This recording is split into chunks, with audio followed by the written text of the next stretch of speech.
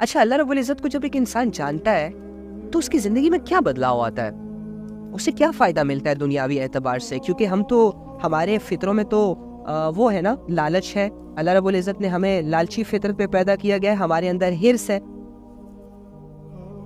اور ہم اس چیز کے قریب نہیں جاتے جو کہ ہمیں دنیاوی اعتبار سے کوئی فائدہ وغیرہ نہیں دیتی, رائٹ؟ ایسا ہی ہے نا ہمارا مزاج.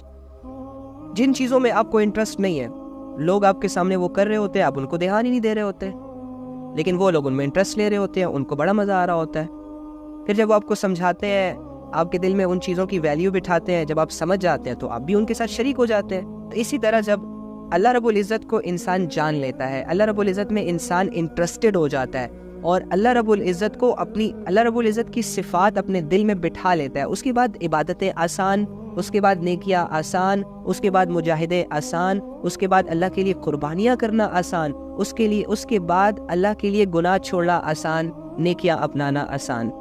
یقین کریں, یہ جو مشکل ہمیں فیل ہوتی ہے نا, اس کی یہ وجہ نہیں ہے کہ ہم کمزور ہیں, اس کی یہ وجہ نہیں ہے کہ ہمارے پاس ٹائم نہیں ہے. بس اس بات کو یاد رکھیے گا, یہ شیطان نے صرف ہمیں دھوکہ دیا ہوا ہے کہ یو آر سو ویک, تم کچھ نہیں کر سکتے, تم کسی قابل نہیں رہے, کیا فائدہ, تم تو ایک گناہ کرتے ہو, پھر دوسرا کر لیتے ہو, پھر تیسرا کر لیتے ہو.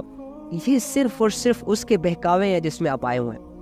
آپ ہمت کریں, اپنے اللہ کو پہچانیں. اپنے اللہ کو کیسے پہچانیں گے آپ؟ قرآن کے ذریعے سے. کیسے پہچانیں گے آپ؟ اسلامک اسکالرز جو کہ آپ کو اللہ رب العزت کے بارے میں بتاتے ہیں, اس کی صفات پر غور کر کے کہ میرا اللہ کیسا ہے, میرے اللہ نے مجھے آج تک کیسے ٹریٹ کیا. اس کے علاوہ اس دنیا میں جتنے بھی یہ نقشے ہیں نا, جو بھی نشانیاں ہیں, جو میجکس ہیں, ان پر غور کر کے آپ اپنے اللہ کو پہچان سکتے ہیں. اور دیکھو, میں دنیاوی مثالیں آپ کو زیادہ اس لیے دیتا ہوں تاکہ آپ سمجھیں. لیٹ سپوز میں ایک سوشل میڈیا یوزر ہوں, یا آپ ایک سوشل میڈیا یوزر ہیں, آپ بہت فیمس ہیں, اوکے, آپ کی پکچرز لوگوں کے سامنے جاتی ہے, آپ کی پرسنالٹی لوگوں کے سامنے جاتی ہے, اس کے علاوہ آپ کے ایکشنز لوگوں کے سامنے جاتے ہیں.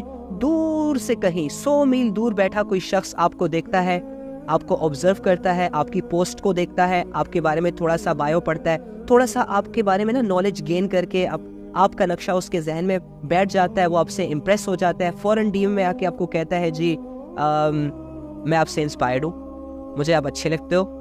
اور پھر وہ اگر لیٹ سپوز چلو آپ کو پرپوز کر دیتا ہے, آپ سے کہہ دیتا ہے کہ آپ کی پرسنالٹی مجھے بھا گئی اور میری ایک اٹریکشن آپ کی طرف ڈائیورٹ ہوئی, لہٰذا اگر وہ آپ کو پرپوز کرتا ہے, آپ آگے سے اس کو پرپوز کرتے ہیں.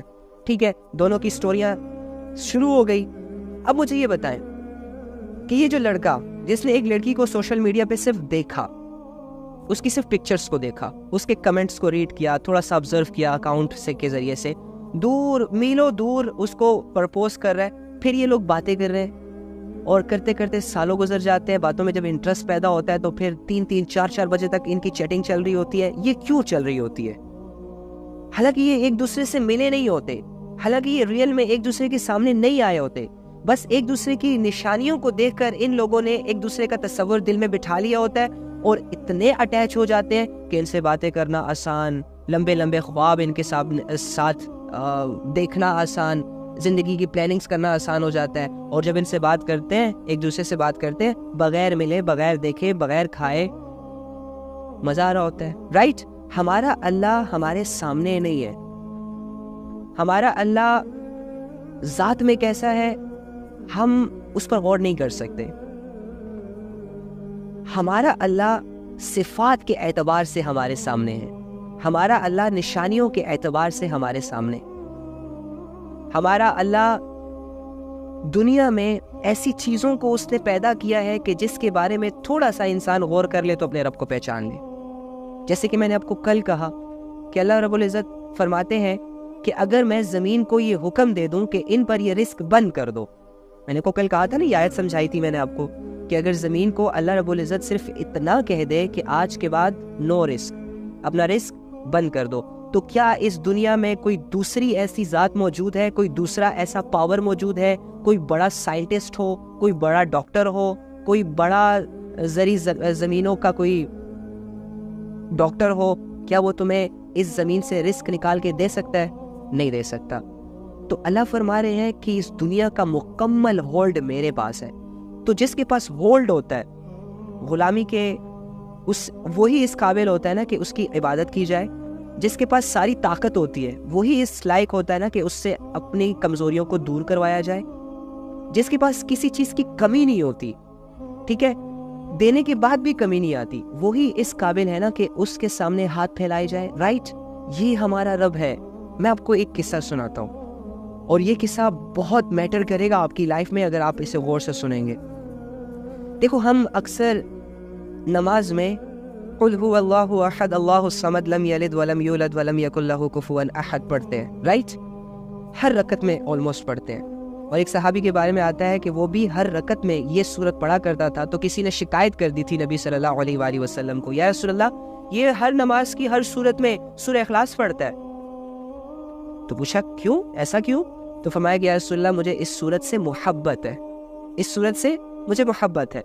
تو نبی صلی اللہ علیہ وآلہ وسلم ان سے کہتے ہیں کہ تمہاری اس سورت سے محبت تمہیں جنت تک لے جائے گی. یہ قل هو اللہ احد اتری کب, اس کے پیچھے کی ہسٹری کیا ہے؟ بہت ساری کتابوں میں ڈیفرنٹ روایات آتی ہیں, لیکن آج جو میرے سامنے آئی اور میں نے ایک عالم سے بھی اس کو کنفرم کیا, وہ مجھے بہت اچھی لگی. دیکھو, جو بعض کفار تھے نا جو نبی صلی اللہ علیہ وآلہ وسلم کے اگینسٹ تھے, جب ہمارے نبی صلی اللہ علیہ وآلہ وسلم لوگوں کو اللہ کی طرف بلا رہے ہیں نا کہ بھائی اللہ کی طرف آ جاؤ, ایک اللہ کی عبادت اختیار کر لو, یہ چھوڑ دو یہ گمراہیاں, چھوڑ دو یہ نفرتیں, چھوڑ دو یہ بیٹیوں کو زندہ درگور کرنا, یہ پتھروں کی عبادت کرنا, کیوں غلط عقیدوں کے ساتھ اس دنیا سے جانا چاہتے ہو, کیوں غلامیوں میں رہ کر, کیوں گمراہیوں میں رہ کر اس دنیا سے جانا چاہتے ہو, کیوں بڑے بڑے گناہوں کا بوجھ, کفر اور شرک جیسے ظلم کا بوجھ اپنے کندھوں پر لے کر اللہ کے سامنے جانا چاہتے ہو. ہمارے نبی صلی اللہ علیہ وآلہ وسلم ایک ایک انسان کے لیے اتنے فکر مند ہوا کرتے تھے کہ میں آپ کو بتا نہیں سکتا. ہمارے لیے اتنی فکر تھی ان کے دل میں یار, ہمارے لیے. ہمارے نبی صلی اللہ علیہ وآلہ وسلم بیٹھے بیٹھے ایک دن رو رہے ہیں. صحابہ نے پوچھا یا رسول اللہ اچانک سے کیوں رو رہے ہیں؟ فرمایا کہ میں دیکھ رہا ہوں کہ میری امت پر فتنے جو ہے وہ بارشوں کی طرح برسیں گے. کیا کریں گے؟ میری آنے والی امت پر, یعنی ہمارا ان کے سامنے الہام انہیں یہ ہوا کہ میری امت پر ایک ایسا دور آئے گا جب ان پر یہ فتنے بارشوں کی طرح برسیں گے. تو آج دیکھو نا یار, ہر جگہ فتنہ, ہر جگہ گمراہی کا رستہ آسان ہے کہ نہیں ہے, ہم اس دور سے جی رہے ہیں. تو کیا ہوا کہ نبی صلی اللہ علیہ وآلہ وسلم کی دعوت چل رہی ہے, مکہ میں بھی چل رہی ہے, مدینہ میں بھی چل رہی ہے, بہت سارے لوگ مسلمان بھی ہو رہے ہیں, بہت سارے لوگ اگینسٹ بھی ہو رہے ہیں. ایسا ماحول, ایسا انوائرمنٹ, بہت سارے لوگ مذاق بھی اڑا رہے ہیں. نبی صلی اللہ علیہ وآلہ وسلم کو معاذ اللہ مجنون, پاگل, پتہ نہیں کیا سے کیا کہہ رہے ہیں. ٹھیک ہے, تو کیا ہوتا ہے کہ ایک دفعہ کیا ہوا, ہمارے نبی صلی اللہ علیہ وآلہ وسلم ایک راستے سے گزر رہے ہیں, جا رہے ہیں, تو دیکھا کہ کفار کے بڑے بڑے جو سردار تھے نا ان کی ایک مجلس لگی ہوئی ہے, اور وہ مجلس ظاہری سی بات ہے ایک مزاج, انہوں نے ایک صورت اختیار کی ہوئی ہے. کتابوں میں آتا ہے کہ ناچ گانا چل رہا تھا, یا پھر شراب چل رہا تھا, یا آپس میں فضولیات چل رہی تھی. ہمارے نبی صلی اللہ علیہ وآلہ وسلم کا وہاں سے گزرنا ہوا, تو ان میں سے ایک سردار, ایک شخص نبی صلی اللہ علیہ وآلہ وسلم کو ایسے کر کے پکارتا ہے, او محمد, او محمد, تم جس رب کی طرف ہمیں بلا رہے ہو اس کا نسب کیا ہے, اس کا خاندان کیا ہے؟ چونکہ آپ کو پتا ہوگا کہ یہ جو نان مسلمز بتوں کی پوجا وغیرہ کرتے ہیں یا جو بھی کرتے ہیں, تو ان کے بتوں کا باقاعدہ ایک خاندان ہوتا ہے کہ یہ بڑا بت, یہ اس کی ماں تھی, یہ اس کی بہن تھی, پھر اس کا بھائی, پھر اس کی شادی ہو گئی, پھر ایسے ایسے ایسے. تو ان کے ذہنوں میں تو خدا کو لے کر وہ نقشہ تھا. تو ہمارے نبی صلی اللہ علیہ وآلہ وسلم پہ وہ ٹونٹ کرتے ہیں کہ تم جس خدا کی طرف ہمیں بلا رہے ہو اس کا نسب کیا ہے, اس کا خاندان کیا ہے, فیملی سسٹم کیا ہے, وہ کہاں سے آیا. اتنے کم عقل لوگ تھے وہ. ٹھیک ہے, تو ہمارے نبی صلی اللہ علیہ وآلہ وسلم ان کے سوال پہ کچھ نہیں بولتے, خاموشی کے ساتھ چلے جاتے. وہ لوگ اس بات کا ناجائز فائدہ اٹھا کر ہنسنے لگ جاتے ہیں, کہکا لگاتے ہیں, ایک دوسرے کو مخاطب کر کے کہتے ہیں ہاں یہ دیکھو, یہ ہمیں اس رب کی طرف بلا رہا ہے جسے یہ خود ہی نہیں جانتا. یہ ہمیں اس رب کی طرف کہہ رہا ہے کہ آ جاؤ, اپنے باپ دادا کے بتوں کی پوجا کرنا چھوڑ دو, ان کے رستے پر چلنا چھوڑ دو, کہ جن کی حقیقتیں ہمارے سامنے ہیں, جن کا بیک گراؤنڈ ہمارے سامنے ہے, لیکن ایک ایسے خدا کو مان لو کہ اس کا نہ کوئی وجود ہے لیکن پھر بھی وہ ہر جگہ ہے, اور ایک ایسے مذہب پر ایمان لے آؤ کہ جس کے بارے میں اس کی بڑی بڑی باتیں ہیں, کہ جس کے بارے میں یہ کہتا ہے کہ یہ ہر گلی کے ہر کچے پکے آبادی میں جائے گا, جھونپڑیوں تک جائے گا یہ مذہب. اس طرح کی ٹونٹ کرنے لگ گئے ہمارے نبی صلی اللہ علیہ وآلہ وسلم کو, اور کرتے کرتے ایک دو جتنے بھی بیٹھے تھے سب ہنسی مذاق میں یہ بات لے لی. ان کو پوائنٹ مل گیا کہ اس نے تو ہمیں جواب ہی نہیں دیا. اس کا مطلب یہ ہے کہ محمد معاذ اللہ جھوٹا ہے, جھوٹے خدا کی دعوت دے رہا ہے. ہمارے نبی صلی اللہ علیہ وآلہ وسلم چونکہ خود سے کوئی بات نہیں کرتے تھے, جب تک اللہ رب العزت کی طرف سے کسی بات کا جواب نازل نہ ہو جاتا, جبرائیل علیہ السلام ان تک لے نہ آتے, تب تک وہ اپنی طرف سے کوئی بات نہ کرتے. تو اس وقت ایسا ہی ہوا, اللہ رب العزت کے جواب میں تھوڑا سا ڈیلے ہوا, وہ چلے گئے چپ چاپ کر کے باتیں سن کر. کرتے کرتے کرتے دوسرا دن آیا, پھر سارے لوگ ان کی خدمت میں آئے یہی بات لے کر. اب سارے لوگ نا آپس میں نا مشورہ کرنے لگ گئے. کوئی ایک کے پاس جاتا ہے, جیسے کہ انسان کی فطرت ہوتی ہے, جب کسی کی کوئی کمزوری سامنے آتی ہے, یہ معاذ اللہ کمزوری نہیں تھی نبی کی, لیکن ہماری فطرت ایسی ہوتی ہے, ہم بحیثیت انسان جب ہمیں کسی دشمن کی کوئی ویکنس ملتی ہے تو ہم اسے پوائنٹ کر کے اسے مزید کمزور کرنا چاہ رہے ہوتے ہیں, اور اس کمزوریوں کو اتنا بیان کرتے ہیں تاکہ لوگ ہمارے ساتھ مل کر اس کے اگینسٹ ہو جائیں. اب یہی ماحول انہوں نے اختیار کیا, کبھی ایک سردار کے پاس جاتے ہیں, کبھی ایک گھر میں ڈسکشن چل رہی ہوتی ہے کہ محمد سے آج یہ پوچھا گیا تھا, محمد نے تو آج کوئی آنسر ہی نہیں دیا, یہ ایسا ہے, یہ ویسا ہے, فلاں ہے. کرتے کرتے کرتے کرتے نا یہ بات پھیل گئی پورے عرب میں. تو کیا ہوا کہ صحابہ تک بھی یہ بات پہنچ گئی کہ اچھا ہمارے نبی صلی اللہ علیہ وآلہ وسلم سے یہ سوال کیا گیا تھا اور انہوں نے کوئی جواب نہیں دیا تھا, وہ اسپیچ لیس ہو گئے تھے. تو روایات میں آتا ہے کہ صحابہ کے دل پر بھی شیطان نے اثر ڈالنا شروع کر دیا تھا, ان کے دل میں بھی شک و شبہات پیدا کرنے کی کوششیں شروع ہو گئی تھی. لیکن چونکہ صحابہ رضی اللہ تعالیٰ عنہ ایمان کے ہائی لیول پر تھے, تو سوچ کا آنا وہ تو ایک فطرتی چیز ہوتا ہے, شک و شبہات میں پڑ جانا انسان کا وہ ایک فطرتی چیز ہے. لیکن ہمارے نبی صلی اللہ علیہ وآلہ وسلم کے ساتھ وہ کھڑے رہے, باتیں ان کو ڈیفینڈ کرتے رہے ہمیشہ, اور نبی صلی اللہ علیہ وآلہ وسلم سے یہ کہتے رہے کہ یا رسول اللہ آپ اس بات کا جواب کیوں نہیں دیتے, لوگ ہمارا مذاق اڑا رہے ہیں, ہمیں بتائیں نا, یہ اللہ کے بارے میں پوچھ رہے ہیں, ان کو کیوں نہیں بتاتے. کرتے کرتے کچھ دن گزرتے گئے. تو کیا ہوا کہ پھر اللہ رب العزت نے جب ان کی ساری کنورسیشن سنی, کوئی آتا آپ سے یہ پوچھتا کہ اچھا تم یہ بتاؤ کہ تمہارا خدا سونے کا بنا ہوا ہے, یا تمہارا خدا چاندنی کا ہے, یا پیتل کا ہے, اور معاذ اللہ ایسی باتیں. اور کوئی ان کو کہتا اچھا تم مجھے یہ بتاؤ کہ اس کا خاندان کیسا ہے, اور وہ اس کا شجرہ نسب کیا ہے. اس طرح کی باتیں نا تو چلتی رہی. کہتے ہیں کہ 3 دن گزرنے کے بعد غالباً, یا کچھ کتابوں میں آتا ہے کہ کچھ وقت گزرنے کے بعد, اللہ تعالیٰ کمی کوتاہی معاف کرے, تو اللہ رب العزت نے فوراً سورہ اخلاص نازل کر دی. کیا ہوا کہ نبی صلی اللہ علیہ وآلہ وسلم پر جیسے ہی یہ سورہ اخلاص کے الفاظ نازل ہوئے تو کہتے نہیں وہ جیسے جان میں ایک جان آ جاتی ہے, کانفیڈنٹ ہو کے ان کے پاس گئے. جب ان کے پاس گئے یہ الفاظ جب نازل ہوئے, قل هو اللہ احد اللہ الصمد لم یلد ولم یولد ولم یکن لہ کفوا احد. جب نبی صلی اللہ علیہ وآلہ وسلم کے پاس حضرت جبرائیل علیہ السلام یہ وحی لے کر آئے, اللہ کا تعارف لے کر آئے, تو نبی صلی اللہ علیہ وآلہ وسلم سمجھے, جان میں جان آئی, کانفیڈنٹ ہو کے نکل پڑے, خوش ہو کے نکل پڑے, چہرے پہ مسکان کہ آج میں جواب دوں گا, آج پوچھیں میں دوں گا جواب, آج میں اپنے رب کے بارے میں بتاؤں گا. جب چل رہے ہیں تو دیکھتے ہیں سارے شاعر بیٹھے ہوئے ہیں, سارے سردار بیٹھے ہوئے ہیں, اسی طرح پکارتے ہیں لو جی آ گیا وہ محمد جو ایک ایسے خدا کی طرف بلا رہا ہے کہ جس خدا کا اسے ہی نہیں پتا, یہ ہمیں ایسے خدا کی دعوت دے رہا ہے. ہنس رہے ہیں. ہمارے نبی نے ان کی طرف دیکھا اور ان سے کہا قل هو اللہ احد. اے نبی کہہ دو ان سے, یہ جو پوچھتے ہیں نا کہ اللہ کون ہے, بات یہ ہے کہ اللہ ہر لحاظ سے ایک ہے, احد. اب احد کی ایک اتنی بڑی تفسیر ہے, اگر میں آپ کو اس میں لے جاؤں تو شاید رات گزر جائے, لیکن شارٹ یہ کہ جیسے ہم کہتے ہیں نا کہ موبائل ہمارے پاس ایک ہے, ہم کہتے ہیں نا موبائل ہمارے پاس ایک ہے, لیکن موبائل کے اندر بہت ساری ٹیکنالوجیز مل کر ایک چیز کو, بہت سارے اشیاء مل کر ایک چیز بناتی ہے, اسے کہتے ہیں واحد. اور احد اسے کہتے ہیں کہ جو بالکل ہر طرح سے, کسی کی ملاوٹ سے, کسی کی مدد سے, کسی سورس, کوئی چیز اس سے پاک. تو اللہ رب العزت کیا ہے, وہ ہر لحاظ سے ایک ہے, کوئی دوسرا ہے ہی نہیں کہ اس سے اس کی تشبیہ دی جائے کہ ہاں اللہ اس جیسے. پھر اللہ فرماتے ہیں اللہ الصمد, اللہ ہی ایسا ہے کہ سب اس کے محتاج ہے. اور وہ کسی کا محتاج نہیں. چونکہ وہ شاعر تھے, وہ سمجھتے تھے قرآن کو کہ یہ کیسی ذات ہے بھائی جو ہر لحاظ سے ایک ہے, ادھر واحد نہیں ہے بلکہ احد ہے. تو حیران ہو گئے, ہکے بکے ہو گئے کہ یہ کیسی بات کر رہا ہے, وہ ظالم یہ کیا کہہ دیا.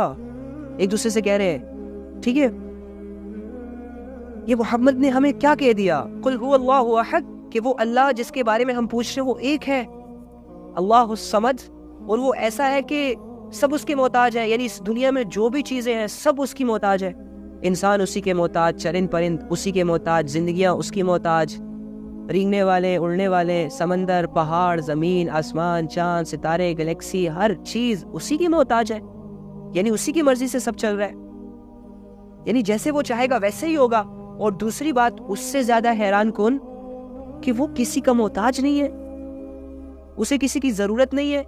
اس سارے نظام کو چلانے کے لیے, انسانوں کو پیدا کرنے کے لیے, پھر کھلانے کے لیے, پھر سلانے کے لیے, پھر خوش کرنے کے لیے, پھر مارنے کے لیے, مارنے کے بعد دوبارہ زندہ کرنے کے لیے, اس پوری دنیا کے نظام کو چلانے کے لیے, یہ رات کو لانے کے لیے, یہ دن کو لانے کے لیے, یہ بارشوں کو برسانے کے لیے, یہ سمندروں کو اپنے رخ پر چلانے کے لیے, یہ پہاڑوں کے حجم کو زمین کے اوپر برقرار رکھنے کے لیے, زمین کے اندر جتنی بھی اشیاء ہے لاوے کو مینٹین رکھنے کے لیے, پانی کو مینٹین رکھنے کے لیے. اور یہ ساری چیزیں کرتے ہوئے ہمارے رب کو کسی کی مدد کی ضرورت ہی نہیں ہے, وہ کسی کا محتاج ہی نہیں ہے. تو حیران ہو گئے, آنکھیں پھٹی کے پھٹی رہ گئی کہ آج یہ محمد صلی اللہ علیہ وآلہ وسلم کیسی باتیں کر رہا ہے, ان کا تو ہمارے پاس تو کوئی جواب ہی نہیں ہے. یہ تو ایک ایسی شاعری ہے کہ اس کا تو ہم جواب ہی نہیں دے پاتے. جیسے کہ میں نے آپ کو کہا کہ عرب میں پسندیدہ مشغلہ یہ ہوتا تھا کہ وہ ایک دوسرے کے ساتھ کمپٹیشن کرتے تھے شعر و شاعری کی. ایک نے شاعر بولا تو ایک نے شاعری پیش کی تو دوسرے نے اس کے جواب میں ایسی شاعری پیش کی کہ سامنے والے بندے کو ہار ہو گئی. لیکن چونکہ قرآن کے بارے میں ان کا یہ عقیدہ تھا کہ محمد صلی اللہ علیہ وآلہ وسلم شاعر ہے, یہ تو کوئی ایسے بلیغ شاعر ہے کہ ایسی باتیں کرتے ہیں کہ لوگوں کو اپنے بس میں کر لیتے ہیں, لوگوں پر جادو ہو جاتا ہے ان کے بول کا. لیکن وہ کیا جانے کہ یہ کلام اس رب کی طرف سے نازل ہو رہا ہے جو رب ساری انسانیت کو اپنی طرف بلا رہا ہے, جو رب ساری انسانیت کو جنت کا وارث بنانا چاہ رہا ہے, جو ساری انسانیت پر بڑا مہربان ہے, جو ساری انسانیت پر بڑا رحیم ہے, جو ساری انسانیت کا دوست ہے, جو ساری انسانیت کا سہارا ہے. ان کمقلوں کو کیا خبر تھی اس بات کی. تو جب ان کو کہا اللہ الصمد, وہ اور ہکے بکے رہ گئے. اور ایک کتاب میں تو آتا ہے کہ کچھ شاعروں کے ہاتھ میں شراب کے گلاس تھے. جب انہوں نے یہ کہا کہ اللہ الصمد, اور جب اسی طرح یہ آیتیں ان کے سامنے پڑھی جا رہی تھی تو ان آیتوں کا ان پر اتنا اثر ہوا کہ وہ جیسے کہ وہ ہکے بکے ہو کر ان کے ہاتھوں سے وہ گلاس گر گئے تھے, حیران ہو گئے تھے. لم یلد ولم یولد, نہ اس کی کوئی اولاد ہے اور نہ وہ کسی کی اولاد ہے. اب یہاں پر آ کر ان کے سامنے تو یہ سارا کانسیپٹ تھا نا کہ جی یہ بڑا بت ہے, پھر یہ اس کی بیوی ہے, پھر یہ اس کے کیا کہتے ہیں اس کے بچے ہیں, ان کی بھی پوجا کرو, ان کی بھی پوجا کرو, ان کی بھی پوجا کرو, ان کا یہ خاندان ہے, ان کا یہ پردادا ہے. ان کے سامنے تو یہ چیزیں ہوتی تھی. لیکن جب محمد صلی اللہ علیہ وآلہ وسلم اپنے رب کا تعارف لایا اور اس تعارف میں ان کو یہ کہا کہ میرا رب جو ہے نہ کسی کی اولاد ہے اور نہ اس کی کوئی اولاد ہے, تو حیران ہو جاتا ہے نا بندہ کہ سیریسلی, اچھا, حیران ہو جاتا ہے بندہ, کنفیوز ہو جاتا ہے بندہ.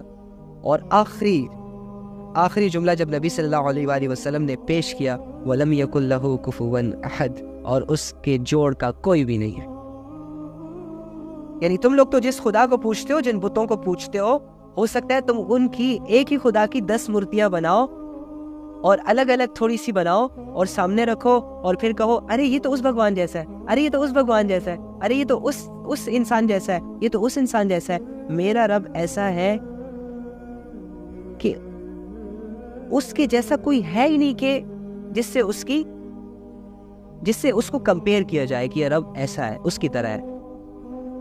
اور اس کے جوڑ کا کوئی بھی نہیں, کوئی اس کا ہم سفر نہیں, کوئی اس کا ثانی نہیں. وہ اکیلا سارے کام سر انجام دے رہا ہے, اسے کسی کی ضرورت نہیں. تو اس سورہ کو سننے کے بعد کتابوں میں آتا ہے کہ بہت سارے شاعر نبی صلی اللہ علیہ وآلہ وسلم کے پاس بعد میں چھپ کر آئے اور ان سے یہ کہا کہ اے محمد یہ شاعری نہیں ہو سکتی، یہ انسان کی باتیں نہیں ہو سکتی، ہمیں بتاؤ کہ یہ تم نے کہاں سے سیکھا، ہمیں سکھاؤ۔ تو اس نے کہا یہ میرے رب کی طرف سے اتاری ہوئی آیتیں ہیں جن پر میں ایمان لایا ہوں، مسلمان ہو جاؤ، کلمہ پڑھ لو، آخرت پر ایمان لے آؤ، مرنے کے بعد ایک زندگی ہے، اس کے لیے تیاریاں شروع کر دو۔ چنانچہ کتابوں میں آتا ہے کہ بہت سارے لوگ اس وقت مسلمان ہو گئے تھے سورہ اخلاص کے اترنے سے۔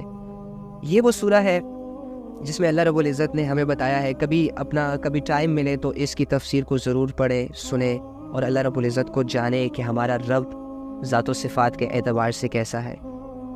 تو اللہ رب العزت کے ساتھ جڑنے میں اور اس کی ماننے میں اور اس کے ساتھ زندگی گزارنے میں جو مزہ ہے، جو زندگی کی قیمت ہے، وہ کہاں گناہوں میں وہ لذت، اللہ رب العزت کے ساتھ باتیں کرنے میں جو فیلنگز ہے، وہ کہاں کسی نامحرم کے ساتھ باتیں کرنے میں وہ مزہ۔ سمجھ رہے ہیں آپ لوگ؟ بس عقل مند بنے، عقل مندی کے رستے کو اختیار کرے، اپنی زندگی میں موجود ہر گمراہی کو، ہر گناہوں کو جڑ سے کاٹ دے۔ تم لوگ کر سکتے ہو، یہ نہیں کہ تم لوگ نہیں کر سکتے، تم لوگ بہت مضبوط ہو، تم لوگوں کے اندر بہت بڑا شعور ہے، علم ہے، اور دوسری بات، سب سے قیمتی بات، تمہارے ہر نیک ارادے، تمہارے ہر نیک عمل میں تمہارے ساتھ تمہارے اللہ کی مدد شامل ہو جائے گی، جس کی وجہ سے تمہارے لیے بڑے بڑے مشکل کام بھی آسان ہو جائیں گے۔ اس بات پر یقین رکھو، اپنے رب کو اس دنیا میں راضی کرنا ہے، یہی اپنا مقصد بناؤ، اپنے رب اور نبی صلی اللہ علیہ وآلہ وسلم کے حکموں کے مطابق اپنی زندگی گزارنا ہے، یہی ہمارا کرائٹیریا ہے۔ ہمیں لوگوں کے پیچھے نہیں چلنا، ہمیں دنیا کے ریتی رواجوں سے متاثر نہیں ہونا، ہم نے لوگوں کو دیکھ کر اپنی زندگیوں کے فیصلے نہیں کرنے۔ میں عاقل ہوں، میں بالغ ہوں، مجھے چیزیں سمجھ میں آتی ہیں، میں اپنے اللہ کو جانتا ہوں، میں اسی اللہ پہ ٹرسٹ کر کے اپنی زندگی کو گزار سکتا ہوں جتنی بچی ہے۔ آپ اسی اللہ پہ بھروسہ کر کے اپنی زندگی کو گزار سکتے ہیں۔ اپنے اللہ کو اپنے آپ سے اتنا دور مت سمجھیں، اپنے اللہ رب العزت کو 7ویں آسمان پہ تصور کرنا بند کریں، اپنے اللہ رب العزت کو قریب لے کر آئیں، اتنا قریب لے کر آئیں کہ آپ کو ریئلائز ہو کہ میرا اللہ ہر پل میرے ساتھ ہے، پلک جھپکنے کے برابر بھی میرا اللہ مجھ سے غافل نہیں ہوتا، میری ایک ایک سوچ سے واقف ہے، میری ایک ایک دل کی فیلنگز کو جانتا ہے، میں جن دردوں سے گزر رہا ہوں، میں جن مشکلات سے گزر رہا ہوں، میرے اللہ کی اس پر نظر ہے، اور وہ اللہ میرے لیے عنقریب آسانیوں والا فیصلہ کرنے والے ہیں۔ وہ اللہ رب العزت میری طاقت ہے، وہ اللہ رب العزت میرا سہارا ہے، وہ اللہ رب العزت میرے دوست ہیں۔ ایسی باتیں کر کے خود کو سمجھائیں، ایسی باتوں سے آپ اپنے اندر کے ایمان کو بڑھا سکتے ہیں، آپ اپنے کمزور سے جسم کو طاقتور بنا سکتے ہیں، آپ اپنے کمزور سے حوصلوں کو بڑا حوصلہ بنا سکتے ہیں۔